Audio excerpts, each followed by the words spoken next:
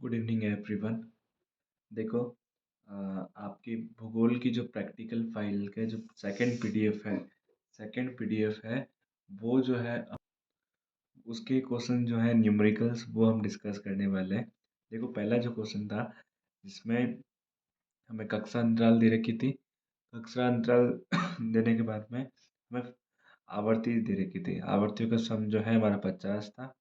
और पहले हम इसको कैसे ज्ञात कर रहे हैं? अप्रत्यक्ष विधि से। अप्रत्यक्ष विधि से इसे ज्ञात कर रहे हैं। तो अप्रत्यक्ष विधि के लिए हम क्या करेंगे? पहले हम मध्य मूल्य निकालेंगे। ये क्या है? मध्य मूल्य। मध्य मूल्य निकालेंगे। तो मध्य मूल्य जैसे हमने देखा, इन दोनों के बीच का मूल्य, इन दोनों को सम कर दो और सम करके हाफ कर दो, तो ये हमें आ जाएगी। तो 25, 30 और 40 के बीच में 35, 40 और 50 के बीच में 45, 50 और 60 के बीच में 55 और 60 से 70 के बीच में 65। फिर हम निकालेंगे विचलन। ये क्या है? डी का मतलब होता है विचलन। विचलन निकालेंगे। विचलन के लिए मैंने पहले आपको बता रखा है कि मध्य वैल्यू में से किसी एक वैल्यू को हम अज्यूम करेंगे और उसको सब से घटाएंगे। लेकिन मैंने 25 लिया। अब 25 को सबसे घटाऊंगा तो 25 में से 25 गया 0, 35 में से 25 गया 10, 45 में से 25 गया 20 और 55 में से 25 गया 30, 65 में से 25 गया 40। ये हो जाएगा। फिर देखिएगा, अ, फिर हम एफ डी निकालेंगे। एफ और डी को गुणा कर देंगे। तो 5 इंटू 0 0, 9 इंटू 10 90, 60 इंटू 20 320, 12 इंटू 30 360 और 8 इंटू 40 320। इन सब का अगर जोड़ लगाएंगे तो हमें सिग्मा एफ डी मिल जाएगा, जो कि 1090 आया है। ठीक है। अब देखो, हमारा माध्य का फॉर्मूला क्या रहेगा? माध्य का फॉर्मूला देखना, एक्स बार माध्य को एक्स बार से डिनोट करेंगे, A plus sigma F D upon N. तो ए हमने कितना बनाया था? 25 बनाया था, तो 25 हमने यहाँ लिख दिया। और जो हमारा सिग्मा एफ डी कितना था? 1090। और हमारा एन कितना था? 50। तो इन दोनों को भाग देने पर हमारे पास में प्राप्त हुआ 21.8। 25 प्लस 21.8 जोड़कर हमारे पास में हमारा माध्य प्राप्त हो जाएगा 46.8। ठीक है। फिर आगे देखिएगा, अगला एक और सवाल था जिसमें हमें माध्य का निकालनी थी। क्या निकालनी थी? माध्य का। माध्य का निकालनी थी। अब यहाँ पर हमें कक्षा अंतराल दे रखा है, तो यहाँ हमें आवर्तियाँ दे रखी थी। तो इनको तो एज इट इज होता है ना। और इसमें एडिशनल हमने क्या करा? सी एफ निकाली। तो देखो, सी एफ कैसे निकालते? 3 का 3 यहाँ रखा। फिर 7 प्लस 3 10, 11 प्लस 10 21, 16 प्लस 21 37, 8 प्लस 37 45 और 5 प्लस 45 50। इस प्रकार हमारी सी एफ तैयार हो गई। लास्ट का अंतिम मूल्य हमेशा n के बराबर रहेगा। n यानी कुल जो मान है, कुल जो आवर्तियों की संख्या टोटल है, वो और ये दोनों क्या रहेंगे? मैच रहेंगे। फिर देखो, इसको आगे हमने किया n/2। n/2 कितना हुआ? 50/2 25। अब देखो, 25 से तुरंत बाद सबसे बड़ी सी एफ में मान कितना था? तो 37 था। तो हमारी जो ये वर्ग जो हो जाएगा, इस वर्ग से हमारा काम बनेगा। जिसमें x का मान है 80 से 90। देखो, अब इसके लिए हमने फॉर्मूला उतारा, m m मतलब मध्य का, l plus i upon F n/2 minus सी। तो l जो है हमारे यहाँ पर 80। और फिर यहाँ पर i कितना हो गया हमारा? 10। और हमारी फ्रीक्वेंसी यानी कितनी हो गई? 16। आवर्ती 16 हो गई। अब देखो, n/2 हमने पहले ही निकाला था 25, तो 25 हमने लिख दिया। और c मतलब इसे जस्ट पहले वाले सी एफ, तो 21 हमने यहाँ लिख दिया। अब इनको सॉल्व करेंगे। पूरा जब सॉल्यूशन करेंगे तो हमारे पास में हमारी मध्य का जो है हमारे में कितने मिल जाएगी? 82.5 हमें हमारी मध्य का मिल जाएगी। इसी तरह एक तो ये मेथड हुआ। इसके अलावा हम एक और फॉर्मूले से कर सकते हैं। m is equal to L plus F1 minus F0 two F1 minus F0 minus F2 multiply by H। अब ये करेंगे तो अब देखना है इसमें CF निकालने की ज़रूरत नहीं पड़ती है। तो हम क्या करेंगे, जो सबसे बड़ी हमारी आवर्ती है उसको हम लेंगे, उस वाली क्लास इंटरवल को हम ले लेंगे। वैसे जैसे हमने ये दे दी थी, तो अब देखो सबसे बड़ी हमारी फ्रीक्वेंसी कितनी 16 है, तो 16 वाला वर्ग हमें लेना है। 16 वाला वर्ग ही ये तो काम का ही नहीं है, यहाँ तक रखेंगे। अब देखो एल कितना है 80। F1 का मतलब होता है ये वाली खुद की आवर्ती, ये 16। फिर F0 का मतलब होता है एक पहले वाली आवर्ती, तो 11 हमने ले ली। फिर अपॉन करा तो 2F1 तो 2 मल्टीप्लाई 16 और F0 इक्वल टू 11, और F2 का मतलब होता है बाद वाली फ्रीक्वेंसी, तो बाद वाली फ्रीक्वेंसी आ गई यहाँ पर। और मल्टीप्लाई H का मतलब हाइट यानी कक्षा अंतराल। कक्षा अंतराल कितना था 10। जब इन सबको पूरा सॉल्व करेंगे, देखो 16 में से 11 गए 5, और यहाँ पे 2 इंटू 16 32 माइनस 11 माइनस 8 इजिकल ये 11 और 8 19 19 32 माइनस 19 करेंगे तो 13 निकलेंगे।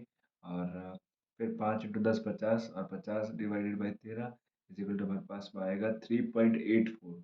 हमारी मध्य का हो जाएगी 83.84। इससे भी हम क्या कर सकते हैं, ज्ञात कर सकते हैं।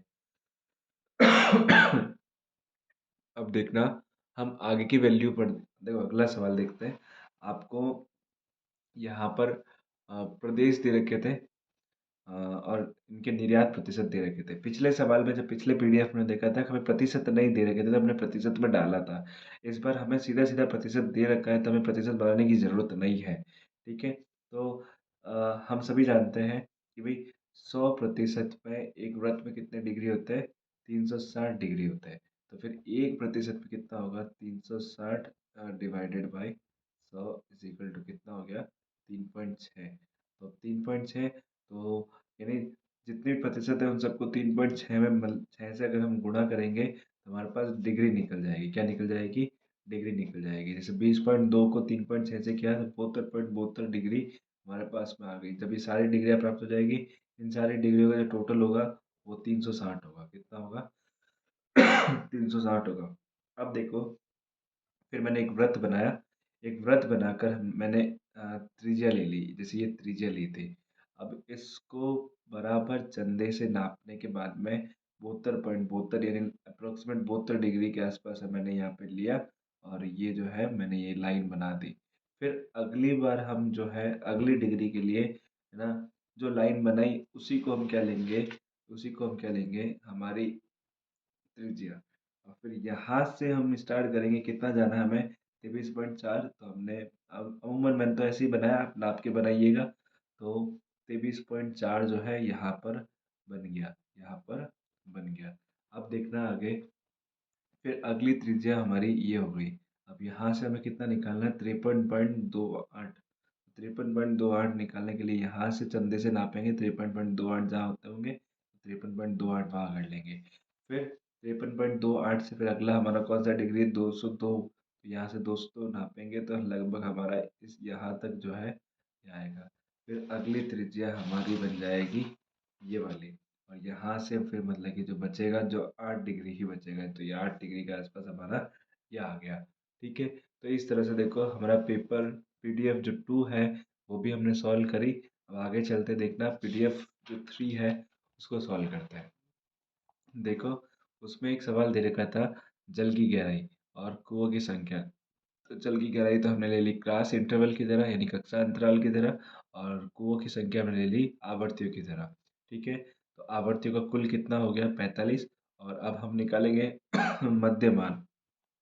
कौन सा, मध्य मान।